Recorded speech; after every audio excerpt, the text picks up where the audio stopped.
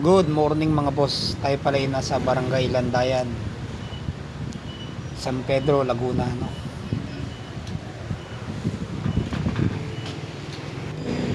Ito yung kanilang parking lot ng mga boss.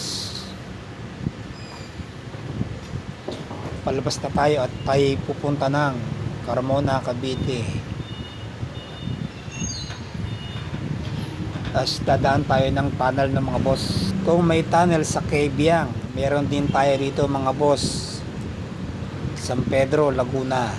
Pero maliit lang yun, no?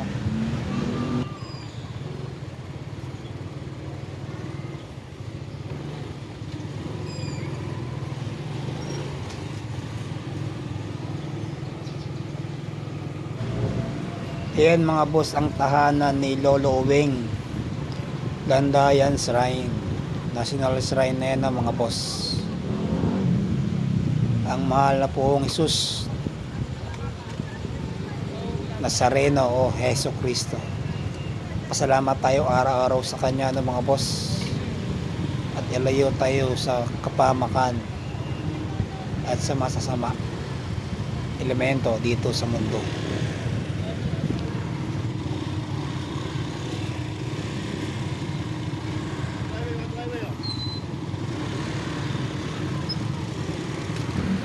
Okay, labas na pala tayo ng National Highway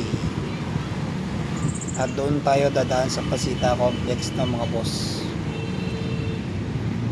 doon sa Cabiang ng Pasita 1 Tunnel.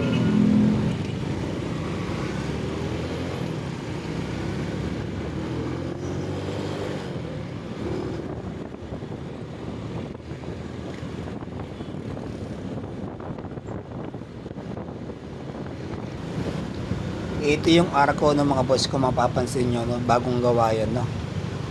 Ito yung kalsada na pag sobrang lakas ng ulan at dire-diretso yung buhos, no, ng ulan hanggang tuhod, no, o hanggang lagpas, bukong-bukong ba yun, sa may bandang tuhod. Ang baha dito umaabot siya hanggang dun sa dulo. At minsan na tayo duman dito, no, at nasaksihan natin yung baha talaga rito, no, at umaagos pa. Bakit nga kaya walang drains dito, no? Siguro ngayon, no, komportable tayo ngayong panahon ng tag-init o summer ay walang baha. Ano nga bang gagawin natin, no? Meron naman sigurong drainage ng mga boss. Yan siguro, baka puro barado na, no? At yung tinatawag nating burak, hindi naman siguro siya basura. Pero pag tag-ulan, no, halos umaagos yung basura sa gitna ng kalsada. Ano po bang pwedeng gawin natin? Tayo mga Pilipino, ang bawat isa sa atin, no? Yung konting disiplina lang at pagtapon ng basura sa tamang tapunan. Madalas minsan, no, sa mga pasahero ng jeepney, at minsan, hindi lang minsan, no, madalas tayo nakakakita ng pasahero ay tiyatapon na yung kanilang basura doon sa bintana ng jeep. Minsan nga, no, kahit hindi naman sa talagang modern jeep o natural na jeep, kahit sa mga private vehicle o SUV, meron naman siguro tayong tamang tapunan doon sa ating sasakyan. Bakit kailangan pa natin itapon sa labas ng kalsada? Ang katwiran siguro ng iba, no, meron naman yan maglilinis dyan, yung mga natawag nating porpoise. Hindi ko alam kung ano yung trabaho nila, no. Ang alam ko lang yung street sweeper ba yun, yung bawat barangay. So wag po natin iasa sa iba yung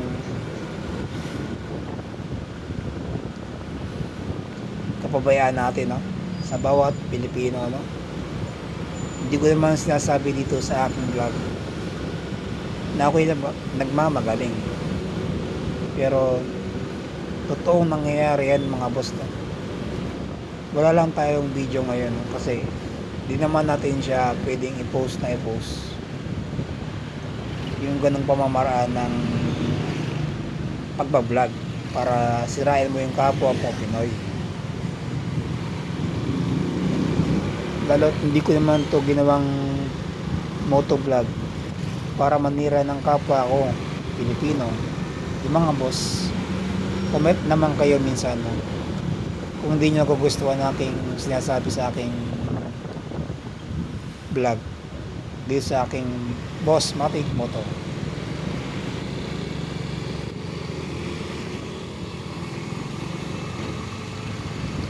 Nandito na pala tayo ng mga boss, kalawa na tayo rito, no? At papasok tayo sa tunnel.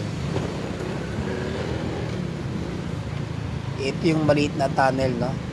Ito yata yung sakop ng Pasitawan. Hindi ko alam kung Pasitawan to o number 2, eh. Saktong-sakto lang yung tunnel, no? Diyan sa harapan natin na SUV. Try natin mga boss, sundan natin yung Piera na yan, no? Yung puting sasakyan.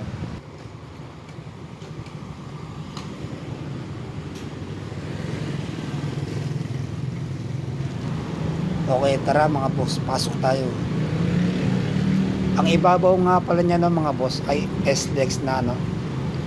South Luzon Expressway. Kung makikita nyo mga boss, no, saktong-sakto lang yung taas ng tunnel dun sa may sasakyan. Minsan nga pala, no, dito may na-stranded, no, isang ganyang, hindi pala isang ganyan, no, isang truck talaga, no. So pinasingaw na lang yung kanyang gulong para lang makalabas. Kaya kung mapapansin yung gilid ng tunnel, no, puro siya scratches o gas-gas ng sasakyan. Kasi pinipilit nilang dumaan dyan, no? Kahit na maliit. Ang cute, diba? Ng tunnel natin, no?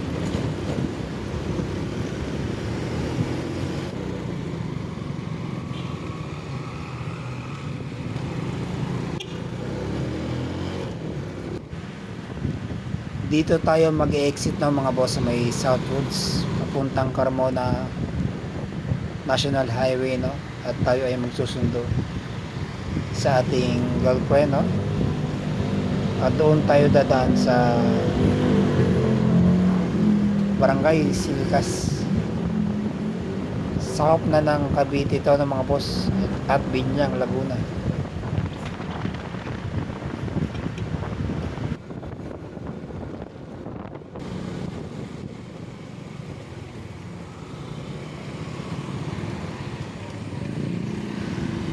Ayan pa ng bandang kanan, no? Pag iyong oops, nagulat ako dun sa Honda Click, no? Actually hindi ako nakatingin sa kaliwa, no?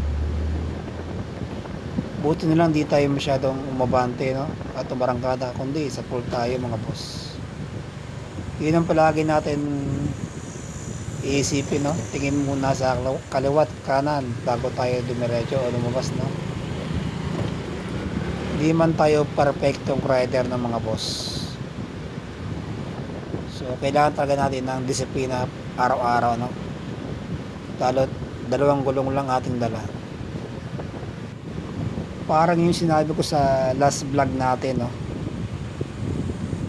Yung tumatawid na tao sa kalsada at tricycle, no?